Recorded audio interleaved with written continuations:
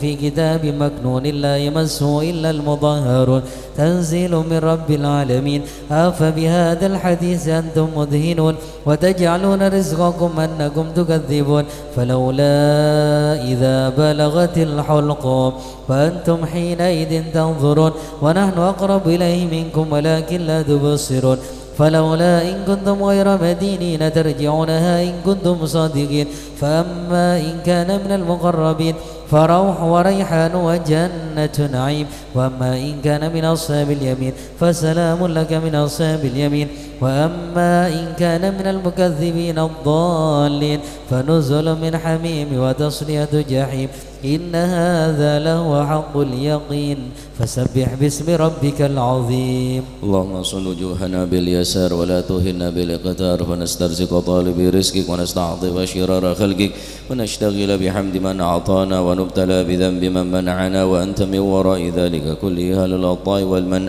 اللهم كما صد وجوهنا عن السجود لا لك فسونا للحاجة لا إليك بجودك وكرمك وفضلك يا أرحم الراحمين يا أرحم الراحمين يا أرحم الراحمين أغننا بفضلك عمن سواك. وصلى الله على سيدنا محمد الحمد رب العالمين. الفاتحة على ما أسلفنا أصالح على ما وأسلفنا الصالحون وعلى ما وحبيبنا للحبشي أن الله يغفر ذنوبنا يستر عيوبنا ويشفي مرضنا ويقضي حاجتنا وحاجات المسلمين أجمعين.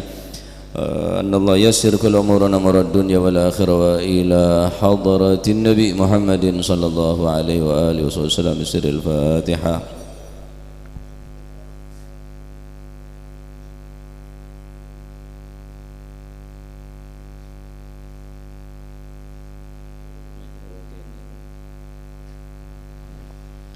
يا ربي صل على محمد يا ربي صل عليه وسلم يا ربي صل على محمد يا ربي صل عليه وسلم يا ربي صل على محمد شرف بدر في الكون أشراق يا ربي صل على محمد يا ربي صل عليه وسلم يا ربي صل على محمد كرم داع يدعو إلى الحق يا ربي صل على محمد يا ربي صل عليه يا ربي صل على محمد المصطفى الصادق المصدق يا ربي صل على محمد يا ربي صل عليه يا ربي صل على محمد حل الورى منطقا وصدا يا ربي صل على محمد يا ربي صل عليه وسلم يا ربي صل على محمد أفضل من بالتقى تحقا يا ربي صل على محمد يا ربي صل عليه وسلم يا ربي صل على محمد من بالسخاء والوفاء تخلى يا ربي صل على محمد يا ربي صل عليه يا ربي صل على محمد واجمع من الشمل ما تفرق يا ربي صل على محمد يا ربي صل عليه يا ربي صل على محمد وصله وسهل ما قد تعوى يا ربي صل على محمد يا ربي صل عليه يا ربي صل على محمد وافتح من الخير كل مغلاق يا ربي صل على محمد يا ربي صل عليه يا ربي صل على محمد وآله ومن بالنبي تعلى يا ربي صل على محمد يا ربي صل على محمد وآله ومن للحبيب يعشى يا ربي صل على محمد يا ربي صل يا ربي صل على محمد ومن بحبل النبي توثى يا ربي صل على محمد يا ربي صل عليه وسلم يا ربي صل على محمد يا رب صل عليه وسلم يا رب صل على محمد يا رب صل عليه وسلم اللهم صل وسلم وبارك عليه.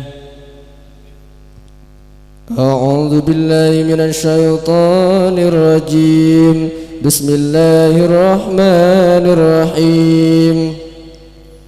إنا فتحنا لك فتحا مبينا ليغفر لك الله ما تقدم من ذنبك وما تأخر ويتم نعمته عليك ويهديك صراطا مستقيما صلى الله عليه وينصرك الله نصرا عزيزا.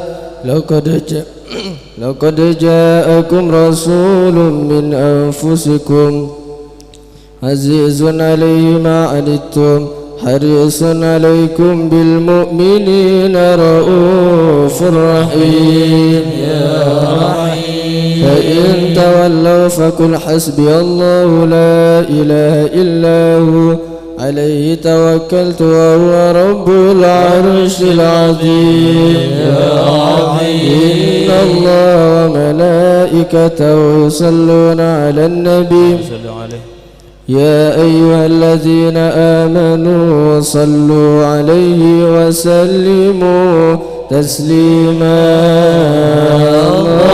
اللهم صل وسلم وبارك عليه. السلام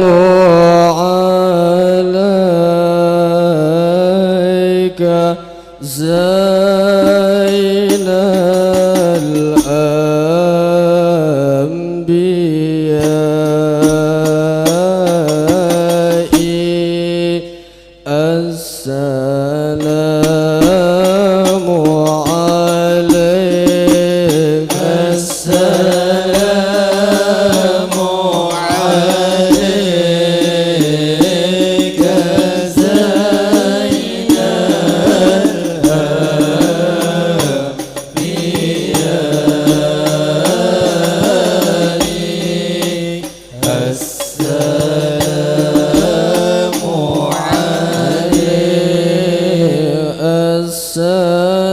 السلام عليك أتقى الأتقياء.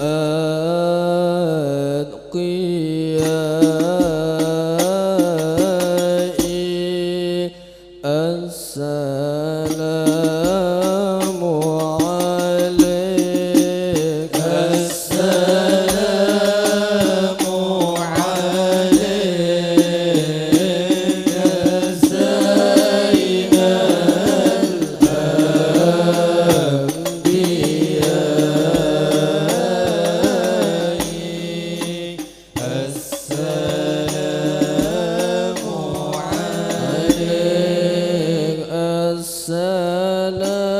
السلام عليك أصفى الأصفياء. السلام عليك السلام عليك زين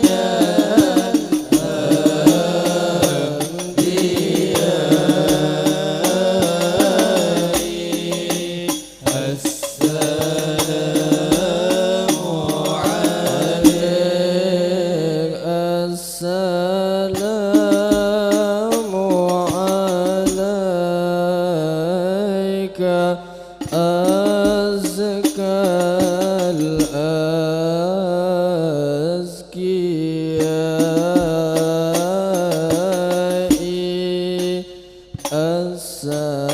السلام عليك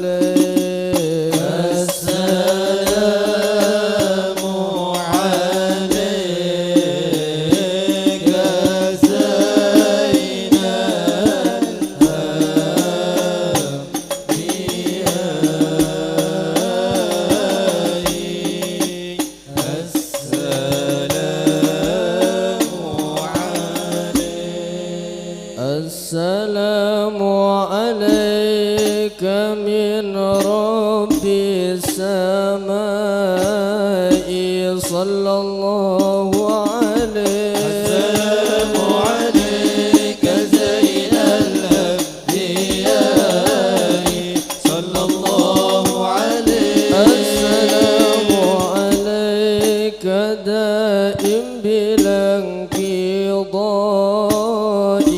صلى الله عليه. السلام عليك زين الأنبياء صلى الله عليه. السلام على المقدم في الإمامة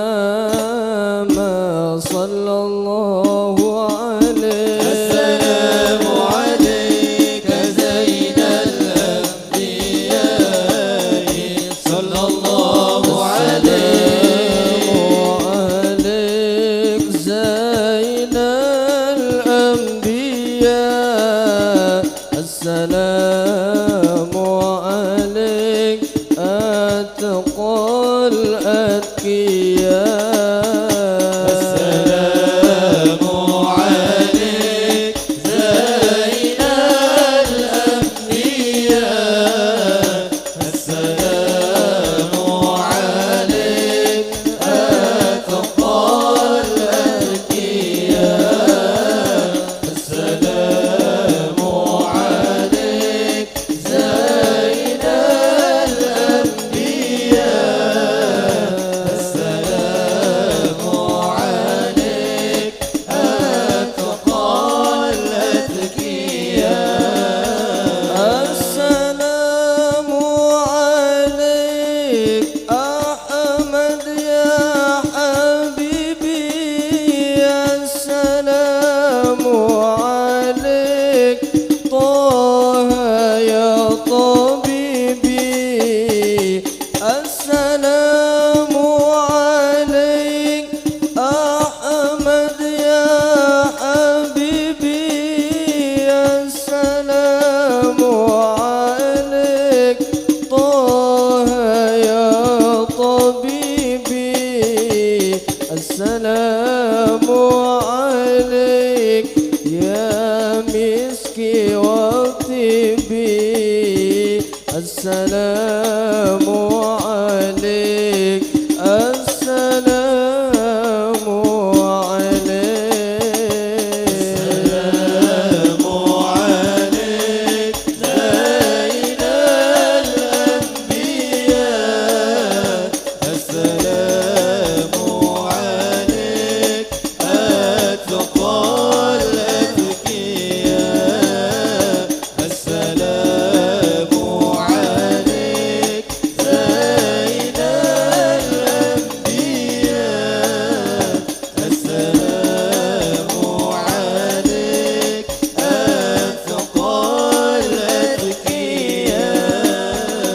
السلام على المشفع في القيامة. السلام على المضلل بالغمامة. السلام على المشفع في القيامة. السلام على المضلل بالغمامة. السلام على المتوج بالكرامة. السلام عليك. السلام عليك. السلام عليك زين الأنبياء. السلام عليك أتقى الأتقياء. السلام عليك زين الأنبياء.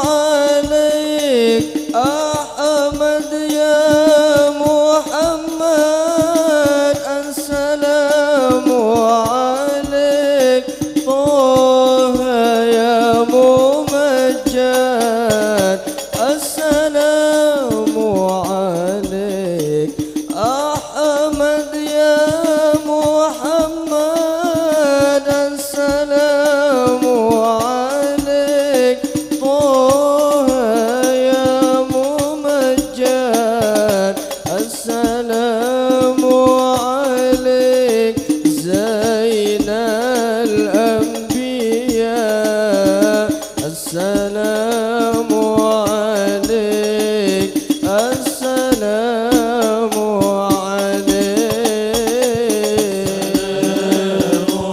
عليك زين الأنبياء السلام عليك أتقى الأذكياء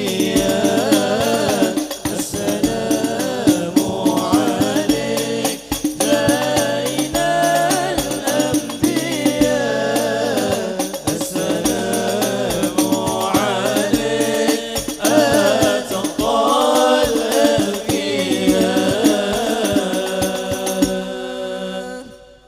اللهم صل وسلم وبارك عليه اللهم صل وسلم وبارك عليه وعلى آله.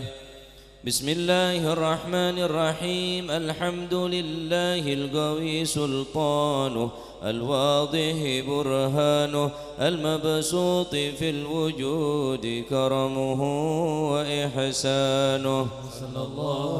تعالى مجده وعظم شانه، خلق الخلق لحكمة وطوى عليها علمه، وبسط لهم من فائض المنة ما جرت به في أقداره القسمة، فأرسل إليهم أشرف خلقه وأجل عبيده رحمة. تعلقت إرادته الأزلية بخلق هذا العبد المحبوب، فانتشرت آثار شرفه في عوالم الشهادة والغيوب. فما أجل هذا المن الذي تكرم به المنان، وما أعظم هذا الفضل الذي برز من حضرة الإحسان. سورة كاملة ظهرت في هيكل محمود، فتعطرت بوجودها كناف الوجود، وطرزت برد العوالم بطراز التكريم. اللهم صل وسلم أشرف الصلاة والتسليم على سيدنا ونبينا محمد الرؤوف الرحيم. اللهم صل وسلم وبارك اللهم صل وسلم وبارك عليه وعلى آله. تجلى الحق في عالم قدسه الواسع تجليا قضى بانتشار فضله في القريب والشاسع صلى الله عليه. فله الحمد الذي لا تنحصر أفراده بتعداد، ولا يمل تكراره بكثرة ترداد، حيث أبرز من عالم الإمكان صورة هذا الإنسان صلى الله عليه، ليتشرف بوجوده الثقلان وتنتشر أسراره في الأكوان. فما من سر اتصل به قلب منيب إلا من سوابغ فضل الله على هذا الحبيب صلى الله عليه. يا لقلب سروره قد توالى بحبيب عم الأنام نوالا، جل من شرف الوجود بنور غمر الكون بهجة وجمالا صلى الله عليه. قد ترقى في الحسن على مقام وتناهى في مجده وتعالى، لحظته العيون فيما اجتلته بشرا كاملا يزيع الضلالا، وهو من فوق علم ما قد رأت رفعة في شؤونه وكمالا. فسبحان الذي برز من حضرة الامتنان ما يعجز عن وصفه اللسان، ويحار في تعقل معانيه الجلال. انتشر منه في عالم البطون والظهور ما ملأ الوجود الخلقي نور. فتبارك الله من إله كريم بشرتنا آياته في الذكر الحكيم ببشارة لقد جاءكم رسول من أنفسكم عزيز عليه ما عنتم حريص عليكم بالمؤمنين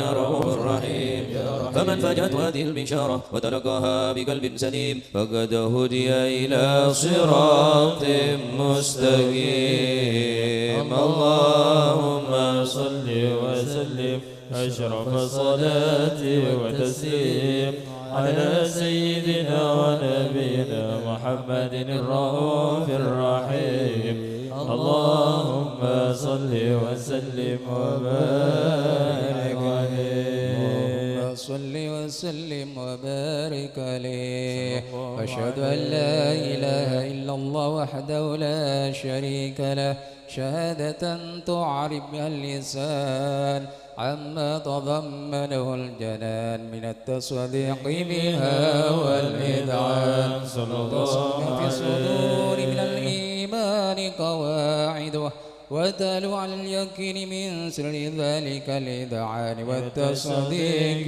الشواهد أشهد أن سيدنا محمد العبد الصادق في قوله وفعله والملء عن الله ما أمره بتبليغ لخلقه من فرده ونفله أبد أرسله الله للعالمين بشيرا ونذيرا صلى الله عليه فبلغ الرسالة وأدى الأمانة وهدى الله من الأمة بشرا كثيرا فكان في ظلمة المستبصرين سراجا وقمرا منيرا فما أعظم منة تكرم الله بها على البشر وما أوسها من نعمة انتصر سرها في البحر والبر اللهم صل وسلم بعدل الصلوات وأجمعها وأزكى التحية وأوسعها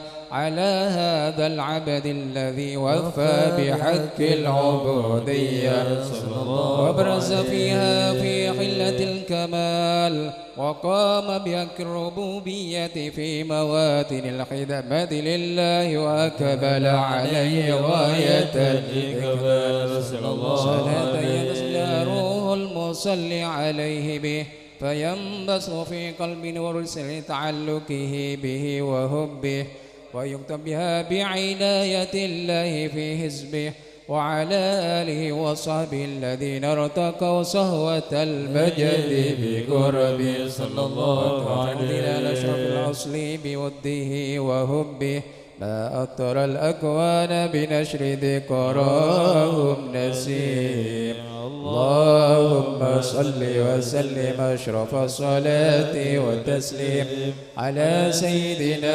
ونبينا محمد الرؤوف الرحيم اللهم صل وسلم وبارك عليه اللهم صل وسلم وبارك عليه وعلى آله أما بعد فلما تعلقت إرادة الله في العلم القديم بظهور أسرار تخصيص للبشر الكريم بالتقديم والتكريم صلى الله عليه بدت القدرة الباهرة بالنعمة الواسعة والمنة الغامرة صلى الله فانفلقت عليه بيضة التصوير في العالم المطلق الكبير عن جمال مشهود بالعين حاول لوصف الكمال المطلق والحسن التام صلى الله عليه فتنقل ذلك الجمال الميمون في الأصلاب الكريمة والبطون صلى الله عليه فما صلب ضم إلا وتمت عليه من الله النعمة صلى الله عليه فهو القمر التام الذي يتنقل في بروجه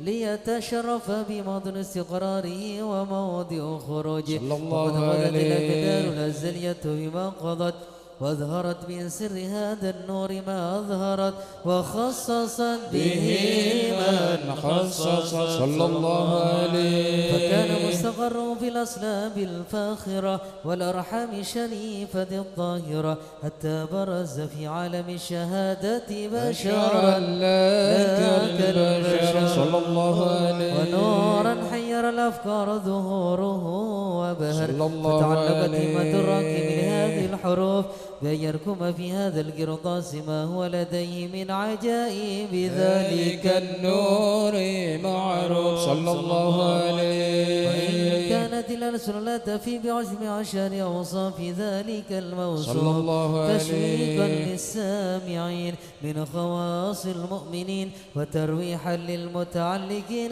بهذا النور المبين صلى الله عليه. وإلا فأنا تعرف الكلام عن شؤون خير الأنام صلى الله ولكن السنين عليه. تدوين ما حفظت من سر أشرف المخلوقين وما أكرم الله به في مولده من الفضل الذي عم العالم صلى الله عليه. وبقيت رايات بالكون منشورة على مر الأيام والشهور والسنين صلى الله عليه. تعالوا بهذه الحضرة الكريمة ولا عجت الشوق إلى سمع أوصافها العظيمة ولعل الله ينفع به المتكلم والسامع ويدخلني في شفاعة هذا النبي الشافع ويتروحني بروح ذلك النعيم.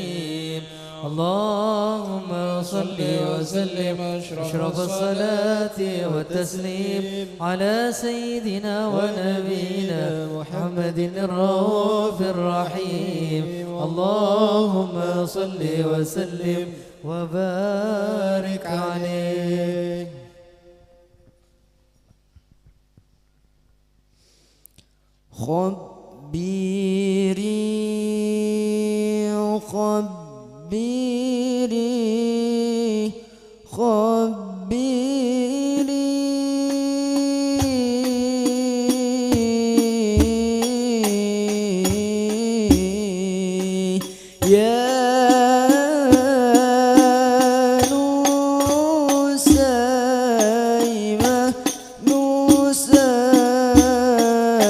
نسيمة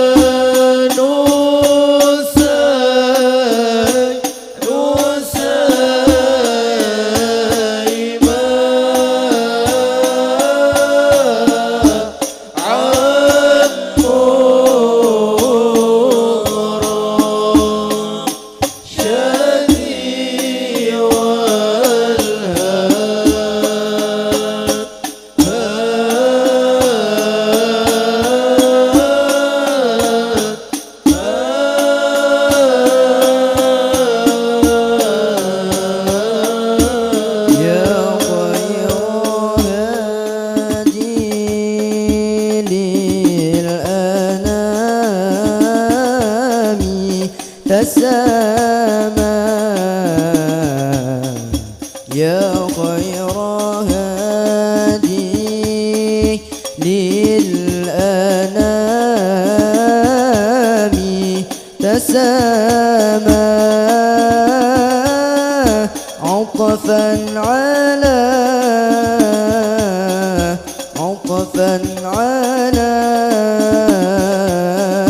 من ذاب فيك غرام غراما يا خير هادي للأنام تسامى يا خير هادي للأنام تسامى عطفا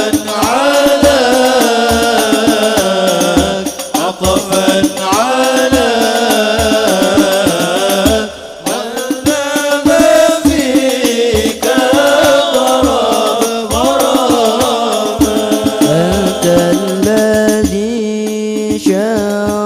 شرفت كل مشرفين أنت الذي شرفت كل مشرفين ومنحتنا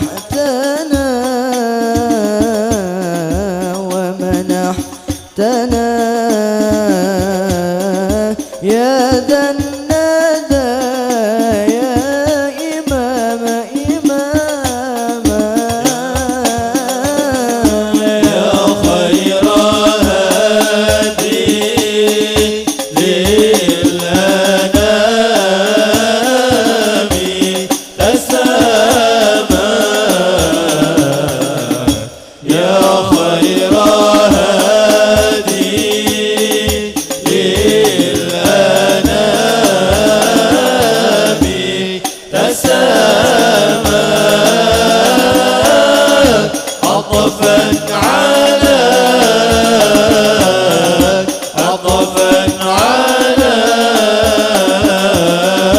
من ذاب فيك غراما يا سيد الكونين يا علم الهدى يا سيد الكونين يا علم الهدى يا من أتى للمرسلين ختاما يا خير هادي للأنام تسامى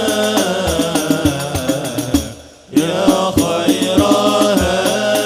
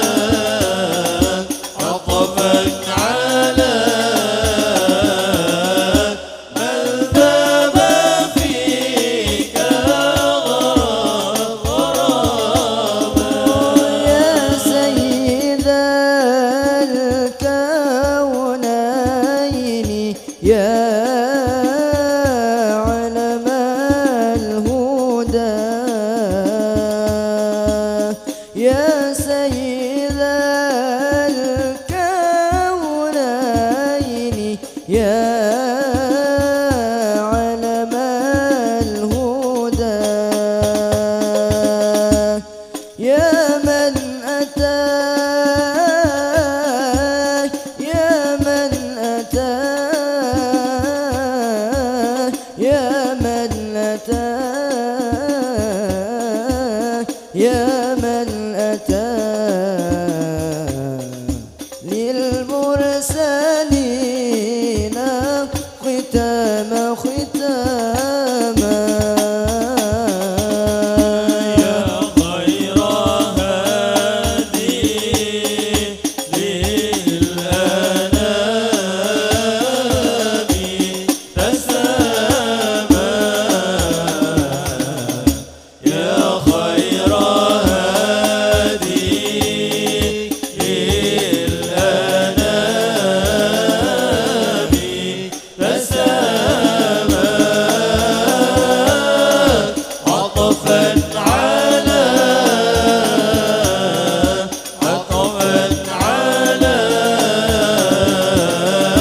من ذاب فيك غراما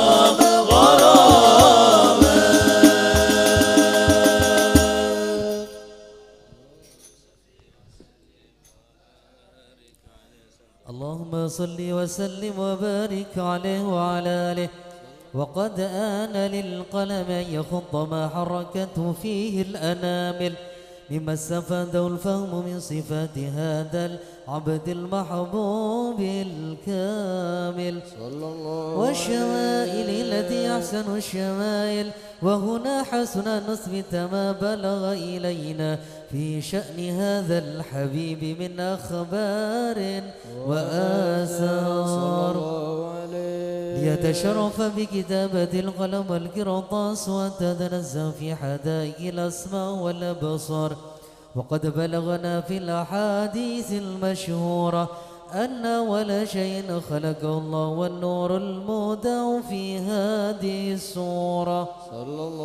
فنور هذا الحبيب أول مخلوق برز في العالم ومنه تفرع الوجود خلقا بعد خلق فيما حدث وما تقادم. صلى الله عليه. وقد أخرج عبد الرزاق بسند عن جابر بن عبد الله الأنصاري رضي الله عنهما قال: قلت يا رسول الله بأبي وأمي أخبرني عن أول شيء خلقه الله قبل الأشياء. قال: يا جابر إن الله خلق قبل الأشياء نور نبيك محمد صلى الله عليه وسلم بالنور. وقد ورد من حديث أبي هريرة رضي الله عنه أنه قال: قال رسول الله صلى الله عليه وسلم: كنت أول النبيين في الخلق وآخرهم في البعث. صلى الله عليه. وقد تعددت الروايات بأنه أول الخلق وجودا وأشرفهم مولودا. ولما كانت السعادة الأبدية لها ملاحظة خفية اختصت من شاءت من البرية بكمال الخصوصية صلى الله فاستودعت هذا النور المبين أصلاب وبطون من شرفته من العالمين. فتنقل هذا النور من صلب آدم ونوح وإبراهيم حتى أوصلت يد العلم القديم إلى من خصصت بالتكريم أبي الكريم عبد الله بن عبد المطلب ذي القدر العظيم وأمه التي هي في المخاوف آمنة السيدة الكريمة آمنة.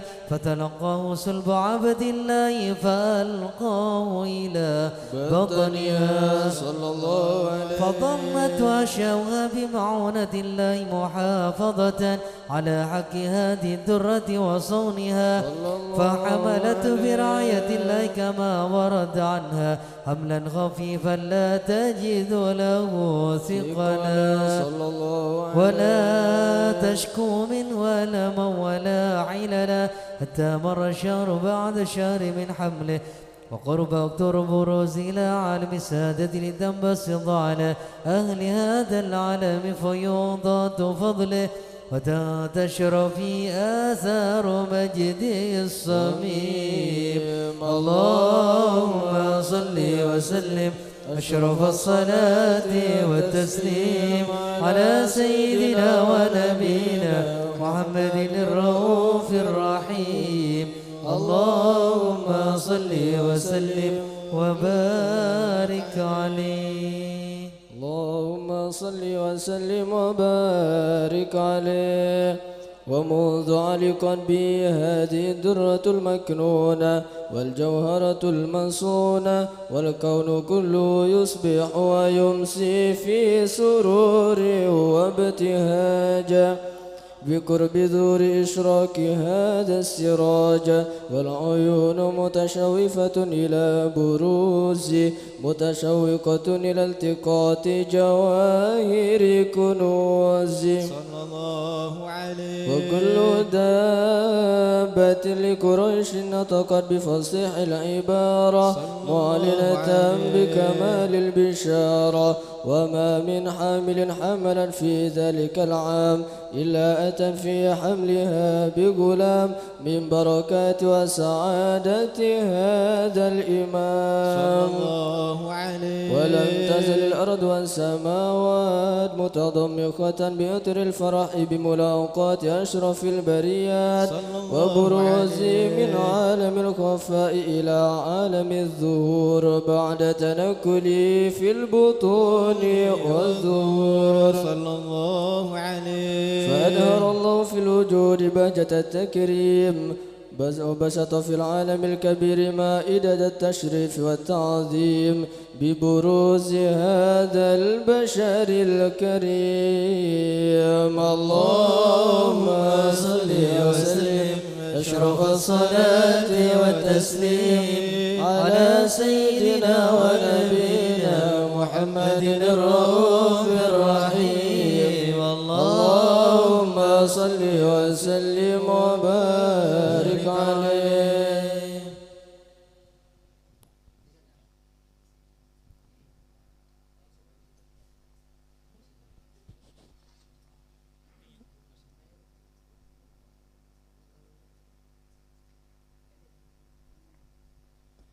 بشرى لنا نلنا المنى زال العنا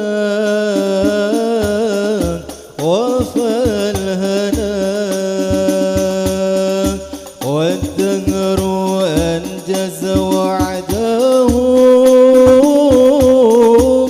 والبشر أضحى معلنا. بشرى لنا نلنا المنى زال العنا وفى الهنا. بشرى لنا نلنا المنى زال العنا وفى الهنا والدهر أنجز وعده والبشر أضحى لنا. بشرى لنا نلنا المنى زال العنا وفى الهنا. يا نفس طيبي باللقاء يا عين قري أعينا. يا نفس طيبي باللقاء يا عين قري أعينا. هذا جمال المصطفى أنواره لاحت لنا. بشرى لنا نلنا المنى زال العنا وفى الهنا والدهر أنجز وعده والبشر أضحى لنا. بشرى لنا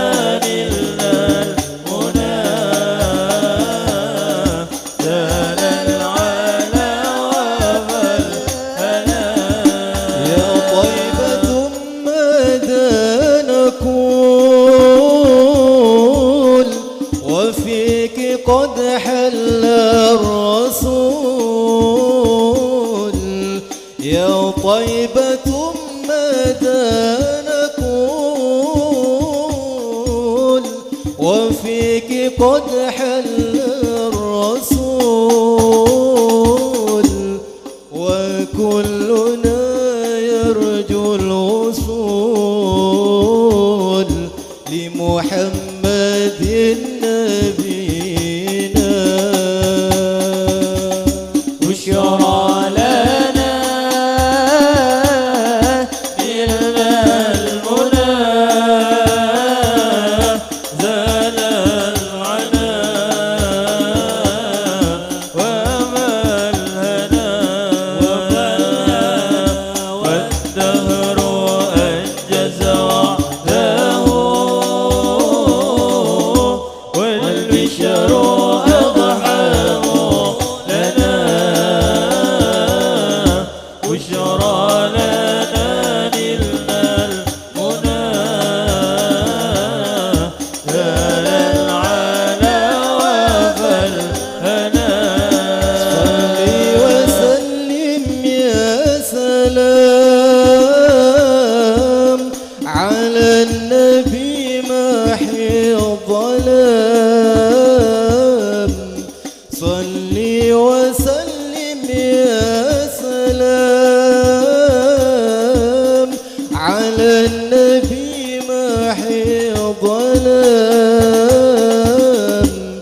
والآل والصحب الكرام. ما أنشدت بشرى لنا بشرى لنا إلا المنى زال العلا وفالهنا والدهر أنجز وعده والبشر أضحى لنا بشرى لنا نلنا المنى زال العنا وفالهنا.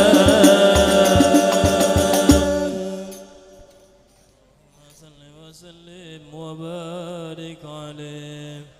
اللهم صل وسلم وبارك عليه.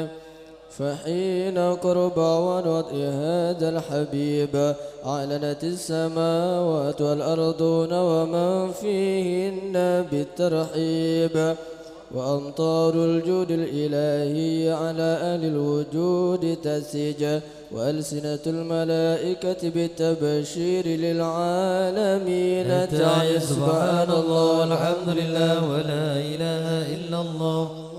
سبحان الله والحمد لله ولا إله إلا الله. الله أكبر. سبحان الله ولا إله إلا الله. والله أكبر. والقدرة كشفت كناء هذا المستور ليبرز نوره كاملا في عالم الظهور نورا فاق كل نور وأنفذ الحق حكم على من أتم الله عليه النعمة من خواص الأمة أن يحضر عند وضعه أمة تأنيسا لجناب المسعود ومشاركة لها في هذا السمات الممدود. صلى الله عليه. فحضرت بتوفيق الله سيدة مريم وسيدة آسيا ومعهما من الحور العين من قسم الله له من الشرف بالقسمة الوافية.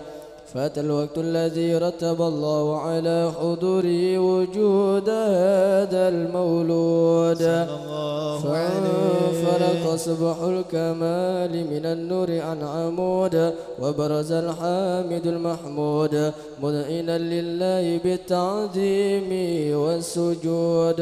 صلى الله على محمد صلى الله عليه وسلم.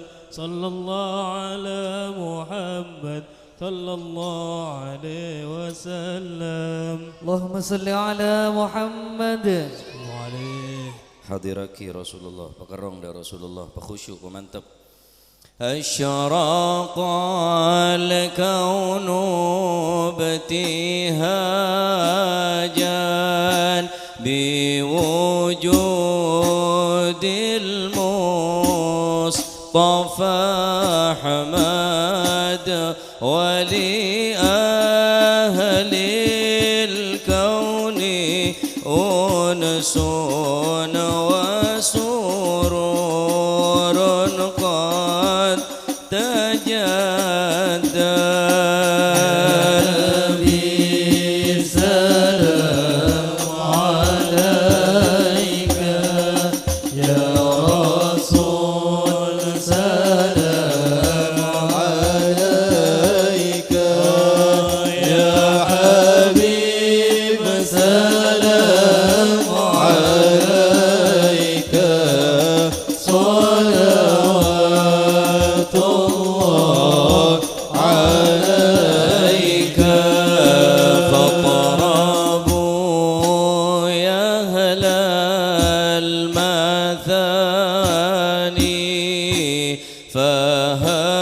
فهزار اليمن غرد واستضيء بجمال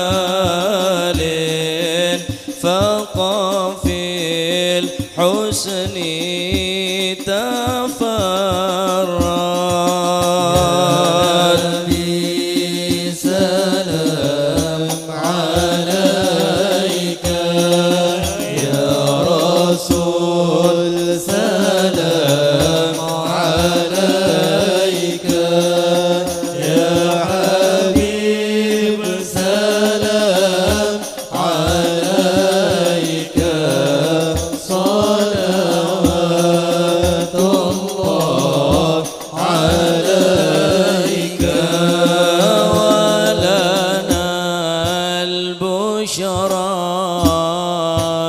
بسعد مستمر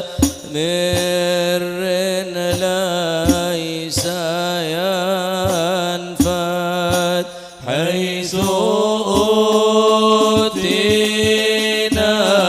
عطاء جمع الفخر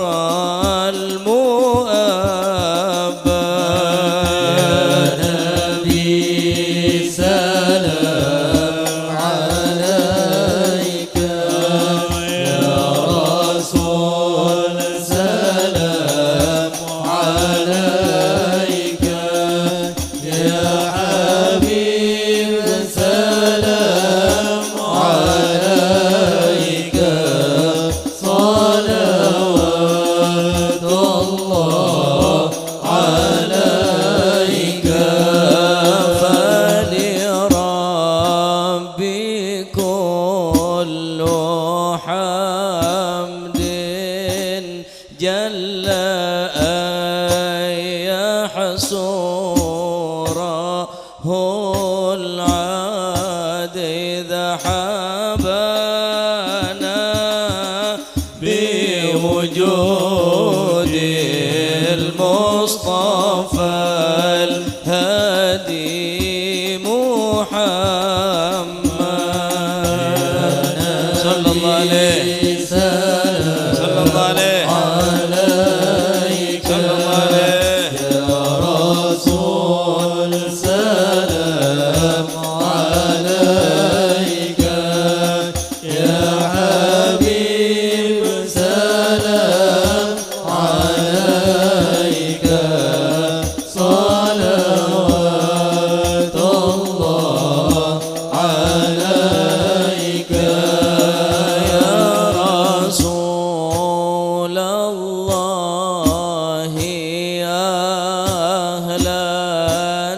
بك إن بك نسعد وبجاهه يا إلهي الله جد وآمين لكل ما قصاه يا نبي سلام عليك يا رسول سلام سلام عليك يا حبيب سلام عليك صلوات الله عليك واهدنا نهج سبيلي كي به نسعد ونرشد ربي بلغنا بجاه الله بجوار أمير الخير ربك يا الله آمين يا رب سلام عليك يا رسول سلام عليك يا حبيب سلام عليك صلوات الله عليك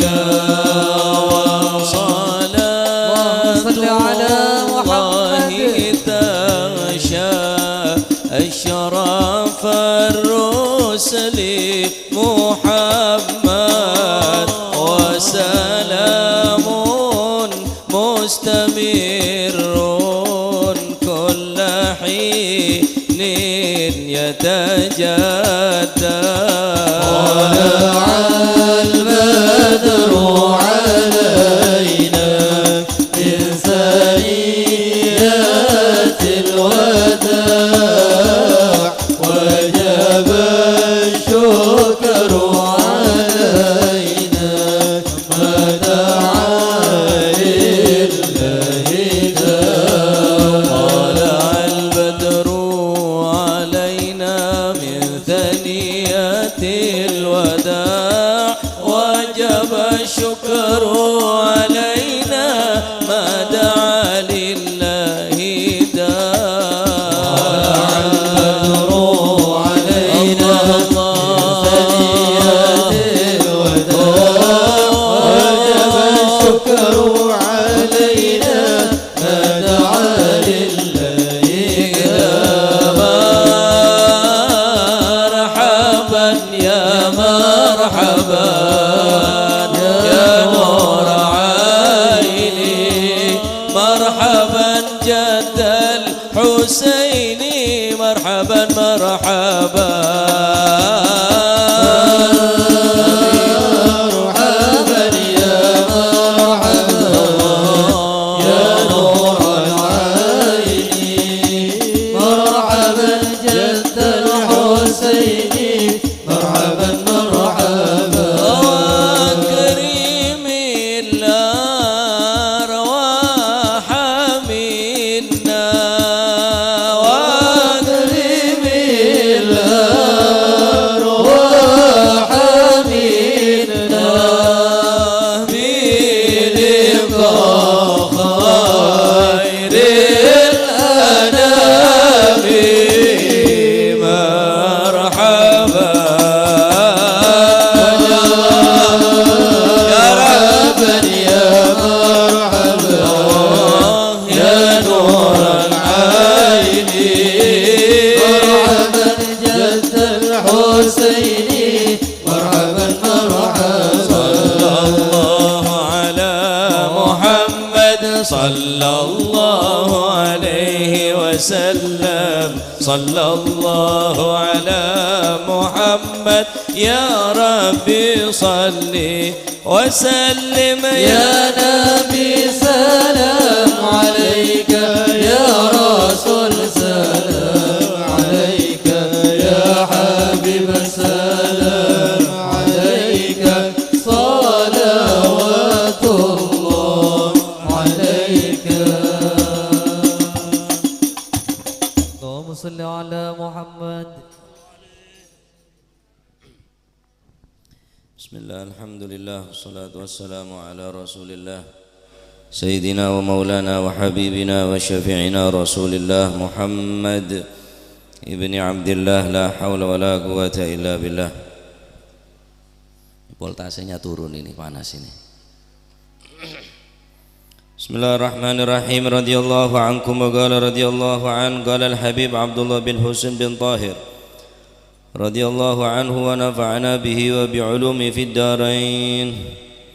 As-sabru sullamun ila kulli khair was-sidqu ismatun min kulli dhair ila akhir ma qala radhiyallahu anhu wa ardah.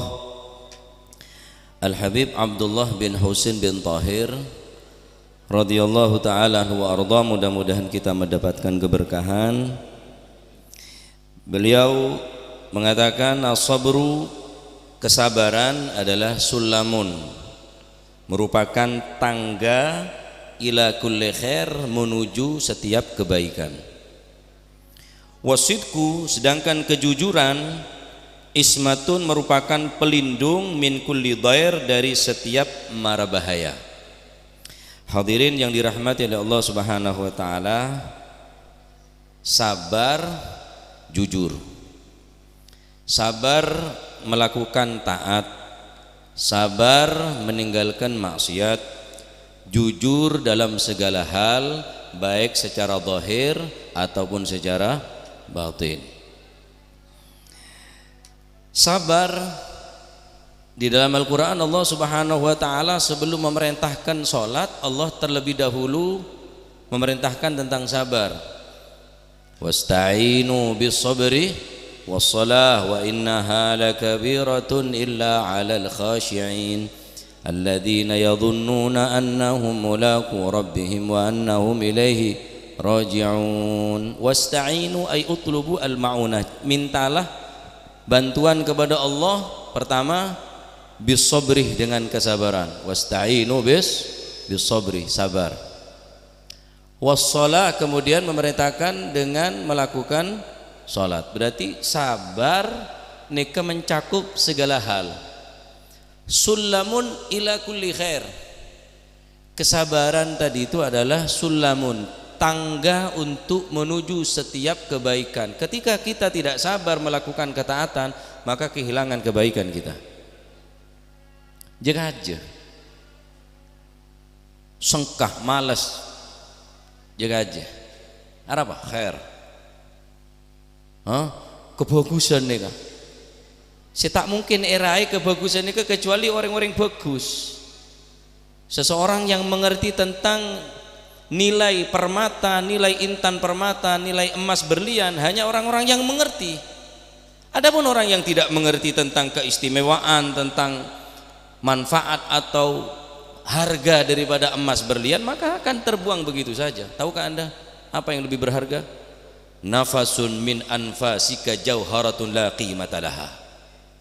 Satu nyawa dari nyawa kita yang kita buang, jauharatun, permata, intan permata, la qimata laha, yang tidak bisa kita bayar, yang tidak bisa kita beli. Ada regen. Dan orang yang paling merugi, orang-orang yang paling kastah, orang yang dikatakan membuang-buang daripada nikmat, yang tidak bisa mensyukuri daripada nikmat, dua hal. Dia mempunyai kesehatan tapi kesehatannya terbuang. Ta'kabai khair. Dia mempunyai kesempatan tapi kesempatannya tidak dibuat khair. Ni'matani maghbunun fihima katsirun minan nas as-sihhatu wal faraghu. Dua nikmat yang banyak tertipu dengan dua nikmat, tidak mampu mempergunakan dengan sebaik mungkin. As-sihhatu, kesehatan, wal faraghu, dan kesempatan. Beda celah untuk napanya mana? Sabar sekone sampean hadir majelis ini sekejap. Berapa sih sholat dari 24 jam nih? Mau nebitong kalkulasi dari subuh sampai esa. Paling luangan yang 20 menit mon. Zuhur berapa menit? Beda 4 menit. 4 menit. Gabai semenit di serokaatan. Asar 4 menit belum menit. Maghrib 3 menit. 11 menit. Tambah esa 4 menit 15 menit. Tak sampai 20, seperempat. Dari 4 jam hanya luang seperempat menit 15 menit untuk sholat. Sabar. Khususnya nih mari sini kan nih tanggal 25 Desember apa nyamannya? Hah? Natalannya? Pesabar mungkin bedakan jauh noro apa canko wis tapi sampean sabar meninggalkan kemaksiatan kayak jaga aja hati-hati enjok kok cuma tak merayakan hanya cuma ngeramyaki pada baik karena mereka mempunyai syiar mereka mempunyai tanda-tanda kebesaran daripada agama mereka merayakan kok biarkan mereka merayakan mereka berhari raya umpamana ya silakan mereka berhari raya kita tidak mau berhari raya dengan hari raya mereka ampun cukup pun ampun kebanyakan kesempatan saya terbuang kebanyakan napanya nyaboh umur kudu sampe terbuang pesabar ya Desember ini macam-macam beda apa boleh ruang saya cium tok Valentine Desember kia apa juga Februari para pasan ayom cium as-sabru sullamun ila kulli khair sabar adalah tangga menuju setiap kebaikan sabar orang ring mancing sampean mancing karena orang mancing ini berharap cukup kan anu netok apa namanya pancing aja tak boleh cukup mancing boleh keneng panas keneng angin keneng macam-macam tapi terlewati karena apa karena abon begitu semangat terlalu dia cukup kuli sampean sabar mancing rahmat Allah mancing pengapuran Gusti Allah mancing swarga Gusti Allah sabar apa sih sabar je betah maknanya sabar ini sampean betah tak betah sini king tak betah lagi masih tangko tak betah lagi ya pada tak betan nah mun umpama pada tak betahan engkau bikaki asli mun umpama tak betahan engkau tak betah nurok je pada masih engkau tak betah lagi yang ngelatih kaki pada tak betan nah khusus di akhir zaman nih kak orang sineku al-mutamassik biddin orang yang memegang daripada agama syariat agama di akhir zaman kal qabid alal jamrah dia seakan-akan memegang daripada bara api saya rasa kuat tak bisa pak sampean kuat neguk syariat haram tetap haram jauhin larangan nih kak taat sengkah jaga aja neku kal qabid alal jamrah ning akhir zaman nih mun yocol bi sampean nih dilepas bara api maka yang akan terbakar menjadi korban siapa anak kita keluarga kita orang-orang sekitar kita jaga aja ini al fakir kula bila nikah pon lapara ambu kabdi pak almarhum abah nikah manggil kula apa maulid habsyi ku dak dibuka apa pengajian niku gak dibuka apa gak gelem jundang wong anu males jawab ya apa urip iku koyok wong nandur ana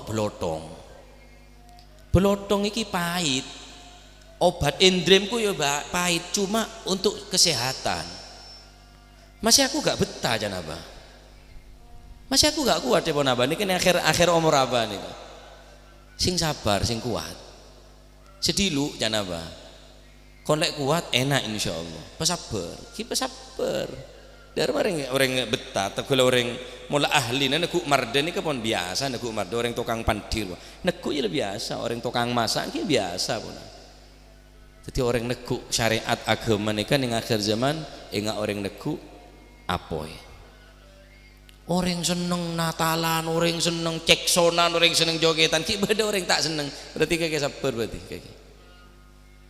Kuat berarti sampean. Kula mun berkarnaval lampu nyendem iki ya terus saungkun. Ki jaga aja tahan. Mosok kok. Kan nek kocak berwadiah. Mulai stres dia. Ngedung dor terus sampun terus pada ki yang kau ibu kakek sini king lah terus dadi orang sabar isbiru wasabiru pesabar Jadi sabar neka sebelum sholat. Ada orang sholat tapi tak sabar. Maka Allah Ta'ala sebelum merintahkan sholat, kau tuh sabar. Banyak orang terawih tak sabar. Banyak orang tahlilan norok tahlil yang tak sabar. Amin nyoksong. Amin. Tak sabar. Nomor 2, wasidku ismatun, kejujuran. Sampean bener itu lah. Sabar, jujur wa.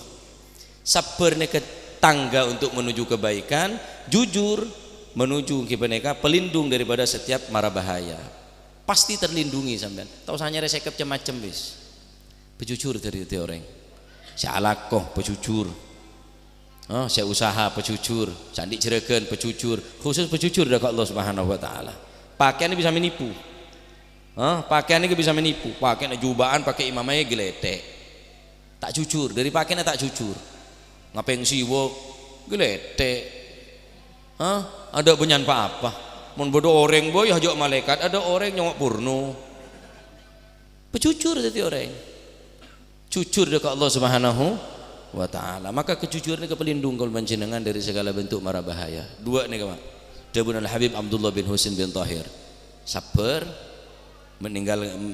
melakukan ketaatan, sabar meninggalkan kemaksiatan. Nomor 2, jujur. Jujur dekat Allah Subhanahu wa taala ini lebih penting. Jujur dari orang lain, jujur saya alako, saya usaha, saya macam-macam pun. Mohon benden sampean as-sidik, jujur, maka sukses insyaallah. Ya mantur moga manfaat, mantur moga kula pancen dadi orang sing sabar, cek nyaman tok, dikik nyaman tok sobirin. Siapa sobirin, nyaman sobirin, tak sobirin sakan. Itu nyaman tok sobirin. Insyaallah mun nyaman sobirin sabarin insyaallah ya. Jadi dari nyaman pun kita lah orang yang sabar. Kulo kita lah sop nika marem ateh karena ka sabar. Sobirin ya. Jadi pejujur jadi orang sabar pejujur. Insyaallah termoga manfaat barokah. Termoga paring kekuatan untuk meninggalkan kemaksiatan, paringin kekuatan untuk melakukan ketaatan. Amin Allahumma amin. Tanggal 25 Desember neng-neng. Takok mati tepak jia kaki. Tahu sana pos trompet, tahu sana kui cungkup merah. Cukup sampean jadi manusia biasa, kepedulian sampean dari orang Palestina. Sampean tak usah nyari donasi, mau tak mampu, cukup tak usah norok dek kegiatan orang-orang Israel. Karena ini kesampean mau pakaian ala mereka, Santa Claus apa namanya? Nih, pakaian ruah, tak usah lah pakaian sarungan biasa. Takut mati tepak sini kembian. Naudzubillah. Tadi apa? Tadi embik kaki, tadi domba kaki. Tadi domba. Hati tanggal 25 Desember tak usah keluaran, mayoran bela. Kulit tak pernah ponce. Korjak terong tak datang kok. Soalnya kau bukan. Pon. Jadi tanggal 20 Desember neng banyak doa, ya tahu sarok norok takut dalam hati ini keberubah. Paham iki? Nah, tahun baru Masehi Desember malam tahun baru tahu sang keluaran kia parak kini kan ini bertubi-tubi nih kan mau tak bersabar asal beran pandek kayak gitu 25 Desember sampai 31 Desember kuat bersabar jaga aja lebih baik tedung sampean ibadah sampean nih kapan ya manfaat insyaallah sabar insyaallah nggih amin Allahumma amin. Bismillahirrahmanirrahim. Alhamdulillahirabbil alamin hamdan yuwafi ni'amahu yukafi mazidah. Ya Rabbana lakal hamdu kama yanbaghi li jalali wajhika wa 'azimi sultanik. Allahumma shalli wa sallim ala sayidina Muhammadin fil awwalin wal akhirin. Allahumma shalli wa sallim ala sayidina Muhammadin fi kulli waqtin wa hin. Allahumma shalli wa sallim ala sayidina Muhammadin fil mala'il a'la ila yaumiddin. Allahumma shalli wa sallim ala sayidina Muhammadin wa ala alihi wa sahbihi ajma'in. ولما نظم الفكر من دراري الأوصاف المحمدية عقودا توجهت إلى الله متوسلا بسيدنا وحبيبنا محمد صلى الله عليه وسلم أن يجعل سعينا فيه مشكورا وفعلنا فيه محمودا وأن يكتب عملنا في الأعمال المقبولة وتوجهنا في التوجهات الخالصة والصلات الموصولة. اللهم يا من إليه تتوجه الآمال فتعود ظافرة وعلى باب عزته تحد الرحال فتغشاها منه الفيوضات الغامرة. نتوجه إليك بأشرف الوسائل لديك سيد المرسلين عبدك الصادق الأمين سيدنا محمد الذي عمت رسالته العالمين أن تصلي وتسلم على تلك الذات الكاملة مستودع أمانتك وحفيظ سرك وحامل راية دعوتك الشاملة الأب الأكبر المحبوب لك والمخصص بالشرف الأفخر في كل موطن من مواطن القرب ومظهر قاسم إمدادك في عبادك وساك كؤوس إرشادك لأهل ودادك سيد الكونين وأشرف الثقلين العبد المحبوب الخالص المخصوص منك بأجل الخصائص اللهم صل وسلم عليه وعلى آله وأصحابه وأهل حضرة اقترابه من أحبابه اللهم إنا نقدم إليك جاه هذا النبي الكريم ونتوسل إليك بشرف مقامه العظيم